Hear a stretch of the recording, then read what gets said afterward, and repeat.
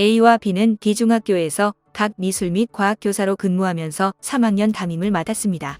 그리고 3학년 주임교사인 C는 학습지 판매업자로부터 한 질당 15만 원인 학습지를 채택해주면 나중에 한 질당 5만 원씩 채택료를 제공하겠다는 제의를 받고 A와 B에게 위 학습지를 채택하면 나중에 사례가 있을 것이라는 언지를 주면서 이 학습지를 포함한 4개의 학습지를 놓고 채택 대상을 협의했습니다.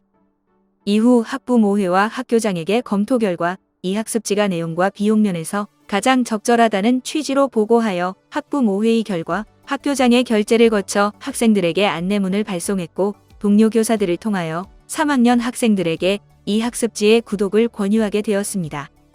이에 따라 3학년 학생 중 총 294명이 이 학습지를 구독하게 되었고 학습지 판매업자는 학습지 채택료 명목으로 주임교사 C에게 1,498만 원을 송금하였습니다. 그러자 C는 이를 출금해서 A와 B에게 배분하였습니다. 이러한 혐의를 포착한 수사기관은 주임교사 C와 학습지 판매업자를 구속하여 수사하였고 위 두 사람은 각 배임증 재미수죄 및 배임 수재 미수죄로 벌금 300만 원씩의 약식 명령을 받았습니다.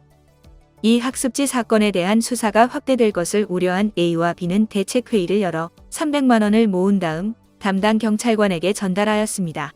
이후 D중학교는 학습지 사건에 대한 징계 및 수습을 위하여 자체 조사에 착수하였습니다. 그 과정에서 주임교사는 실제로 돈을 지급받아 분배한 사실을 밝히게 되었고 위 수사를 무마시킨 비용 또한 전달 사실이 드러나게 되었는데 이에 대하여 관련 교사들 사이에 서로 감정이 상하고 의견이 엇갈렸습니다. 그 중에서도 A는 끝까지 금품 수수 및 수사 무마 비용 전달 사실을 부인하였고 B는 이를 시인하고 선처를 바라는 취지의 자술서를 이사장에게 제출하였습니다. D중학교는 징계위원회를 열어 비위 사실을 부인하는 A는 파면 B와 C는 정직에 처하는 징계 의결을 하였습니다. 이에 A는 자신에 대한 징계가 부당하다며 위 파면 처분의 취소를 구하는 소송을 제기하였습니다. 대법원은 이들을 징계함에 있어서 파면을 택한 징계가 형평성에 크게 어긋나고 지나치게 무거워 징계권의 범위를 일탈 및 남용한 것이 아니라고 판결을 내렸습니다. 갑이 학교 징계위원회를 대상으로 취소소송을 건 것이기 때문에 이 학교 징계위원회가 항소, 상고를 하게 되는 것이죠. 자, 사립학교교원에서 대법원은 어떻게 판단해 보고 싶다. 사립학교교원에게 징계 사유가 있어 징계 처분을 하는 경우에 어떠한 처분을 할 것인가는 원칙적으로 징계권자의 재량에 맡겨져 있는 것이다. 그 징계 처분이 위법하다고 하기 위해서는 징계권자가 재량권을 행사하여 한 징계 처분이 위법하다고 하기 위해서 사회 통념상 현저하게 타당성을 잃어 징계권자에게 맡겨진 재량권을 남용한 것이라고 인정되는 경우에 한한다. 사회 통념상 현저하게 타당성을 잃어 징계권자에게 맡겨진 재량권을 남용한 것이라고 인정되는 경우에 한한다. 원칙적으로 징계권자에게 징계권에 재량권이 있다 이렇게 인정을 한 다음에 이 재량권이 일탈 내지 남용하였다고 보기 위해서는 사회통념상 현저하게 이런 부분 이런 문구가 이제 판례가 상당히 좋아하는 그런 판례인데 사회통념상 현저하게 타당성을 잃어서 징계권자에게 맡겨진 재량권을 현저하게 남용한 것으로 인정된다. 이게 판단이 이제 구체적으로 다 다르겠죠. 예를 들어서 이제 상식적인 선에서 봤을 때 이 사람은 뭐 견책 내지는 감봉에 대한 해당하는 그런 징계만 하면 되는데 제일 무거운 뭐 정직이라든지 파면을 했다라고 한다면 사회통념상 재량권 현저히 남용했다 이렇게 판단할 수 있겠죠. 그 징계 처분이 사회통념상 현저하게 타당성을 잃은 처분이라고 하려면 여기 대해서 이제 어떤 부분에 대해서 그렇게 판단을 하는지에 대해서 기준에 대해서 나와 있네요. 구체적인 사례에 따라서 직무의 특성, 징계 사유가 된 비사실이 내용과 성질 징계에 의하여 달하는 목적과 이에 수반되는 재방 사정을 참작하여 객관적으로 명백히 부당하다고 인정되는 경우에 한다.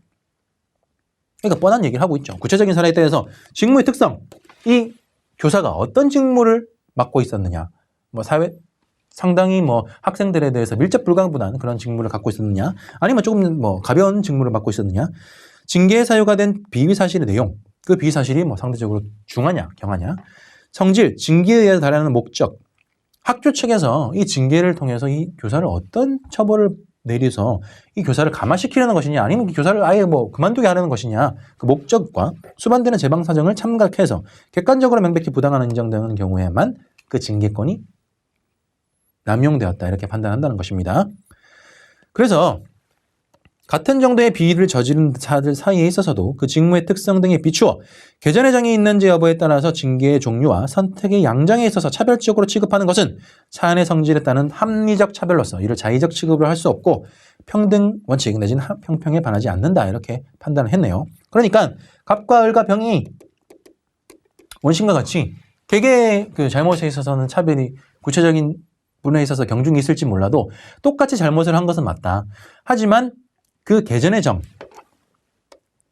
정이라고 한다면 뉘우치는 정도라고 하는 우리 그 법원은 이렇게 표현을 합니다. 뉘우치는 정도에 있어서 차이가 있다면 당연히 양형 사유에 있어서 차이가 있는 것이고 그렇다면 징계 사유에 있어서도 여러 가지 징계 처분에 있어서도 달리 판단할 수 있다. 이렇게 본 것입니다. 그러니까 뉘우치지 않는 갑에 대해서는 무거운 처벌을 내리고 뉘우치는 을과 병에서는 가벼운 처벌을 내리는 것이 평등 원칙과 형평에 위배되지 않는 것이다. 이렇게 구체적으로 판단을 한 것이죠. 특히 갑은 인격 형성기에 있는 중학생들을 지도하는 교사로서 보다 엄격한 진실성과 책임감이 요구된다는 점에 비추어 볼 때 갑과 마찬가지로 이 사건 학습지 채택률을 수수하고 수사한 무방비를 전달하려고 하는 비위를 저질렀으나 나중에 자신의 잘못을 시인하고 개전의 정을 병은 을에 대하여 가벼운 징계 처분한 것과는 달리 원고들이 자신의 잘못을 시인하거나 개전의 정을 보이지 않았다는 이유로 파면에 처한 것은 사안의 정실에 따른 합리적 차별로서 자의적인 취급에 해당한다고 볼 수 없다. 그러니까 지금 이제 병은 어차피 시인을 하고 있고 수사무방비도 전달하지 않았으니까 직접적인 비교 대상이 보기 어렵다고 봐서 일단 정은 제외하고 자기랑 똑같은 잘못을 했고 여러 가지 정에서 구체적으로 부합하는 사실을 징계 사유가 있다고 하는 을이 단순히 다르다고 한다면 개전의 정이 있다고 하는 것인데 이 개전의 정은 인격 형성기에 중학생들을 지도한다는 점을 봤을 때 내가 실수를 할 수 있지만 잘못을 뉘우치고 그 잘못을 잘못했습니다. 그 잘못을 다시 저지르지 않겠습니다라고 한 그 교사와 나는 막무가내로 나는 무조건 잘못이 없다라고 한 교사는 같게 취급할 수 없다. 당연히 그 같게 취급할 수 없는 부분을 징계 사유로 삼은 것은 타당하다 이렇게 본 것입니다. 그래서 자신의 잘못을 시인하거나 개전의 정을 보이지 않았다는 이유로 파면에 처한 것은 갑을 파면에 처한 것은 사안의 성질에 따른 합리적인 차별에 해당한다. 그렇기 때문에 자의적인 취급이 아니다 이렇게 본 것이죠. 이와 같은 사정을 종합하여 보면 피고 보조 참관인이라는 것은 이제 피고에 관련해서 여러 가지 징계위원회 그 부분들을 보조 참관이라고 하는데 원고를 징계함에 있어서 파면을 택한 징계 양정이 형평에 크게 어긋나고 지나치게 무거워 징계권을 남용한 일탈하였다는 볼 수 없다 이렇게 본 것입니다.